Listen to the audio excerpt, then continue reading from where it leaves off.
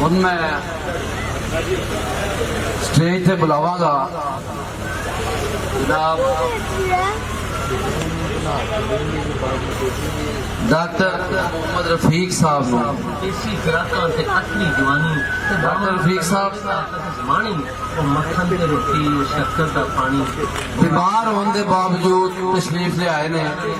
ते बातां ना रहियां पेंडे थलां दे आप दा मजमूआ कलाम है। डॉक्टर साहब उस तरफों बाबा ते बन के मनासा ते फेरे सुहागा कुआसा कुआसा वो पत्तियों से ताकत खुराकां ना रहियां वो गल्लां ना रहियां वो बातां ना रहियां ना पाउडर ना सुल्की ना लाली उलाना ते काले जे बुरखे च वोटी ने जाना विछोड़ा ना सैंदी ते ढावां पई मारे ते पिंड वाले लोकी ने रोहन पे सारे वो लोकी वो बंदे वो जाचा ना रहियां वो गल्लां ना रहियां वो बातां ना रहियां ना गाजर दा हलवा ना फिरनी पकानी ते जंज नूं जलेबियां ते चाह ही पिलानी ते चाह विच होना ओ शक्कर दा मिठा ते बोटी सी लम्मी ते लाड़ा सी गिठा ओ डोली ओ तंबू कनाता ना रहियां ओ गल्लां ना रहियां ओ बातां ना रहियां ते पिंड दे स्कूलां दा होना है रौला ना बुआ नहमदहु व नसल्ली अला रसूलिल करीम ते थल्ले ही पढ़ना बिस्मिल्लाहिर्रहमानिर्रहीम अम्मा बाद।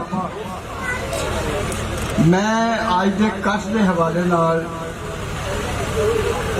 सारा सज्जणा मित्रा का दिल दियां अथा गहराइयों तो मशहूर है कि जिन्होंने अपनी मां बोली की इज्जत वकार और अपने कल्चर लैतर प्रमोट करने लई ऐसा सोना कश किया है। तो मैं सुनिया भी हाँ सारे जानते भी ने गल्लां ओहो ने जिहड़ियां बार बार होनियां ने।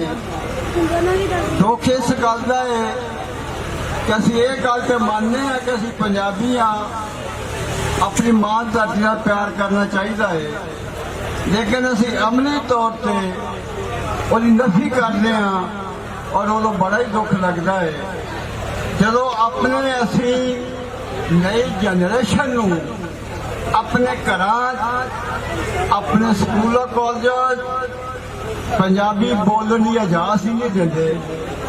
बल्कि मैं ये भी वेख्या है कि बाद ऐसे मॉड घर ने कि बच्चा बाहरों को पंजाबी का लफ्ज लै आता है तो उन्हें डांट पैंदी है। मैं ना जी काबिल फखर ने वो मावां ते भैणां क्योंकि एक मां जिहड़ी बड़ी अकैडमी बच्चे वास्ते होती है हो सकता है बाप या बाहरला माहौल होना ना हो। साडियां मावां भैणां ने भी पंजाबी का साथ छड़ दिता ते बच्चों नूं अगे अंग्रेजी ते होर लफ्ज़ां का इजहार करने वास्ते मजबूर कर दिता। मैं इंतहाई इनकिसारी नाल दर्द दिल नाल बल्कि मादे चाहते हुए गल करांगा कि खुदारा आने वाली नस्ल नूं असी अपनी मां धरती दे तकद्दस तो आगाह करिए। पंजाबी जबान बड़ी रिच जबान है। दुनिया के जिस खिते में भी पंजाबी आबाद ने पंजाबी बोली जाती है। मेरे सामने ऐसा इतफाक नाल फैसलाबाद का मान अदबी जवान आतफ इंतहाई खूबसूरत पंजाबी का शायर है और दिन रात उसकी कोशिश है कि जिन्ना हो सके पंजाबी अगे लैके जाइए ताकि आने वाली नस्ल के नक्शे कदम से चल के ते फिर पंजाबी नूं असीं उस मुकाम से लै जाइए जिथे साढ़े सारी ख्वाहिशां अमंगा ते तमन्ना ने। मैं ये ये भी अर्ज करांगा कि जिन्ने भी साढ़े लिखण वाले ने खूबसूरत मेहरबान मुआवजा करने ने उर्दू ना भी करन इंग्लिश नाल भी करन लेकिन पंजाबी भी लिखन ताकि साढ़े आने वाले लोगों को पता लगे कि साढ़े जान वाले ने सानू अपने राहां दे चलण वास्ते एक राह दित्ती सी नक्शे पा दिता सी ताकि उन्होंने चलने की आसानी हो जाए। मैं इसे गल वेलिया होया मैं बुनियादी तौर पर उर्दू लिखने वाला इंसान है नावल लिखना है अफसाने लिखता है, गजला लिखता है। मेरा बेटा एमए फाइन आर्ट है कि मैनू एक दिन कह लगा अबू जी कि तुम पंजाबी जी भी लिखो, गल की है सानू घर तुसीं आंदे पंजाबी बोलो, आप तुसीं उर्दू ते होर कुछ लिखी जांदे जे। मैं उस बेटे की गल से गौर किया ते फिर मैनू अल्लाह पाक ने तौफीक दी तो उस दुआवां नाल मैं पंजाबी पैड़ा थला दा किताब दी जिन्हों साहिवाल के अभी महका के प्लेटफॉर्म से पंजाब का दूसरा अवार्ड मिला। ते मैनू पता लग्या भी यार मैं तो गलती की उर्दू लिख लिख के एक उम्र गुजार दी, काश वो उस तो पहलों पंजाबी लिखदा।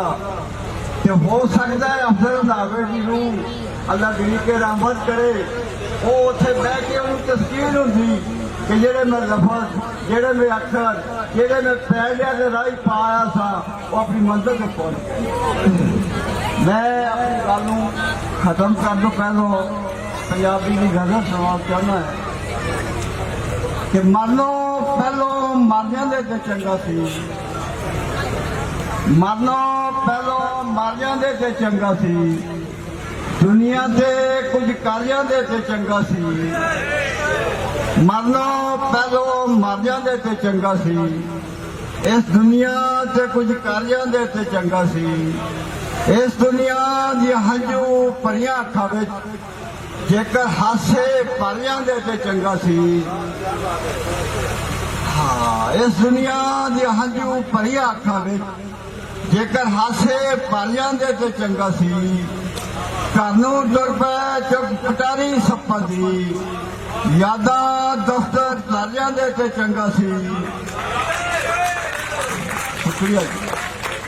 घर नूं तुर पै चुप पटारी सप्पां दी, यादां दफ्तर तर जांदे ते चंगा सी। ओहदे बाजों कलिया मरमर जीने आतफ साहब, ओहदे बाजों कलिया मरमर जीने ओहदे नाल ही मर जांदे ते चंगा सी।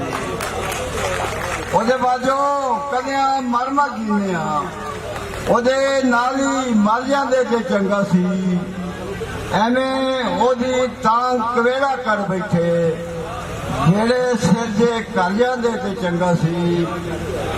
असीं ते शाहद जित के यार गवा बैठे, असीं ते शाहद जित के यार गवा बैठे, इहदे नालों हार जांदे ते चंगा सी। अस्सलाम।